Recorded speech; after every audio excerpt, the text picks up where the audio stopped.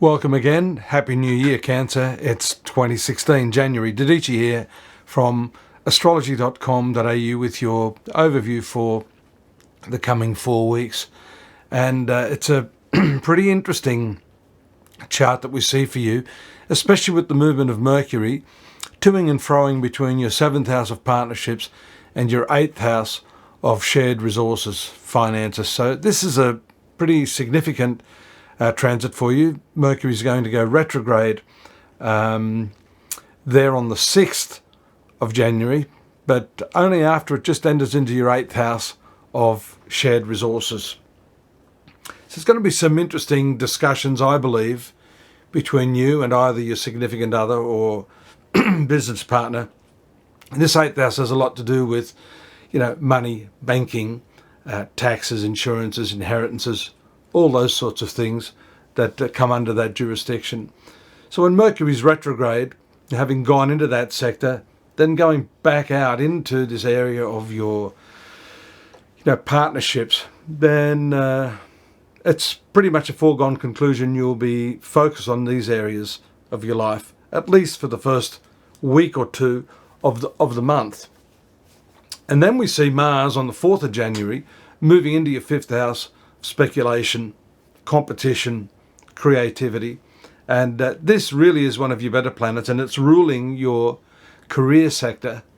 It's your finance planet as well, in a sense that it rules your career. And of course, we work to earn money as part of why we work. And having that move into your 5th house, which has to do with such things as speculation, investments, it's likely you may take a gamble in that area of your life. And that's going to start around the 4th of January. It's important to note also that the new moon takes place in the sign of Capricorn, which is your 7th house of partnerships. So relationships are pretty significant now. You've got the Sun there, Pluto there, and Mercury toing and froing between these two areas of the horoscope. And around the 6th, Venus, your planet of friendships, moves to the square aspect of Neptune, usually indicating some sort of confusion, if not too much idealism, surrounding these areas of your life. So I guess the important point here is to really look carefully at the type of people you're involved with. Think about relationships you're going to get involved with. That Mars in the 5th house usually shows a lot of dynamic drive towards that area. That 5th house, as well as ruling speculation, I mentioned that as far as your career is concerned, has much to say about your romance and your affections. Has to do with children as well.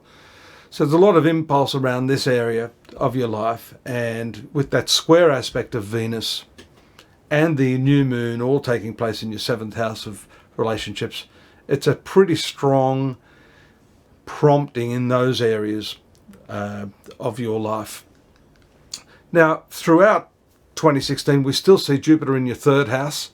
3rd house has to do with communications, your conscious mind, some short journeys, that sort of thing. It's the communication and negotiation sector of the horoscope.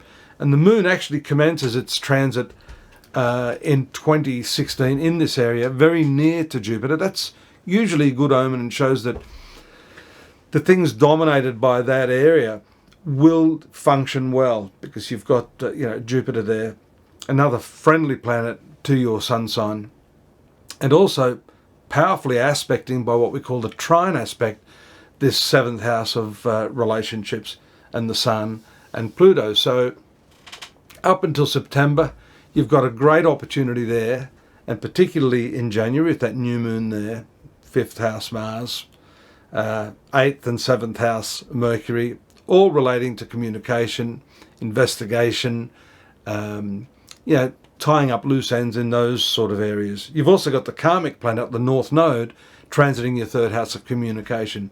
So there are some important repercussions to your dialogues, your communications and interactions, and they'll have long-term implications. So it's important for you to focus on that. And, that's a pretty long-term cycle, that Jupiter cycle, up until September. Now you have a conjunction also of Venus and Saturn taking place in that 6th house. That's a work-related area.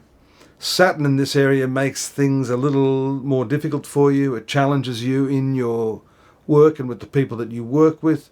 Venus also transiting that planet on the 9th shows some sort of, cooling of the affections. So perhaps this communication that I'm talking about has something to do with that. Maybe there's a bit of a distancing between you and your loved one, and that retrograde movement of Mercury showing a revision of, how you're dealing with your loved one, all seem to focus on these things. There are some other interesting combinations taking place in the second half of the month. Venus goes to the trine of Uranus, spicing up things around the 13th, and the Sun trining Jupiter on the 14th. Again, these are all related to your relationship. So I'd be saying that many of you born under the sign of the Crab are going to be focusing a lot of your attention on relationships, how you can get those relationships back on track throughout 2016. The good news is that although Mercury doesn't go back into its direct motion until the 26th, there are some, there is one nice aspect on the 15th, which is the trine aspect from that 7th house to the 3rd house Jupiter we're talking about. So that's when you may have that aha moment when you realize that this is exactly the way you've got to deal with your relationships, your contracts, business and personal. However, you do have some tough aspects around the 18th with Venus moving to the square of Jupiter, showing an excess of emotion and some problems there, maybe trying to do too much too soon. And that is also accounted for by the fact that Mercury is retrograde. That often gives some untoward results, or the expectations that you have, the negotiations and discussions you have may not go the way you expect them to. So I'd be saying hold off there, even though there's a glimmer of light there, some optimism to look forward to. It may not happen exactly at that time. Mercury goes into the opposition, or is in the opposition of your sun sign throughout this whole period too. So, you've got to be careful that your imagination doesn't get the better of you. Mercury moves to the square of Uranus. Now that is a fairly critical aspect taking place on the 21st, and that could show a high degree of tension and some miscommunications, impulse, and maybe even an explosive side to your temperament, given as well that Mercury is in the conjunction of Pluto, which shows some rather intense, passionate and obsessive traits around that time.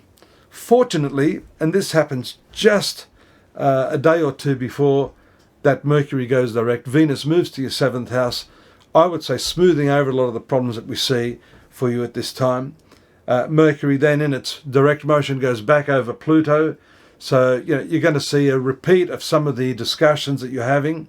Venus moves to the sextile, which is a 60-degree aspect of Neptune on the 31st, and that, I hope, fingers crossed, should be a nice finish to the month, and hopefully a way forward for you in your relationships. There are some little messages here at the bottom of the screen. I hope it's not too annoying for you, just to tell you about astrology.com.au, where you can get more information on this. Don't forget our more detailed analysis of the month and these aspects that I've been talking about. Visit us there at astrology.com.au, and all those resources are available to you. A lot of them are free. If you want a more detailed analysis with me or some of the other psychics, we're also available to help you. Have a great year. Look forward to your company next month. Take care now. Bye-bye.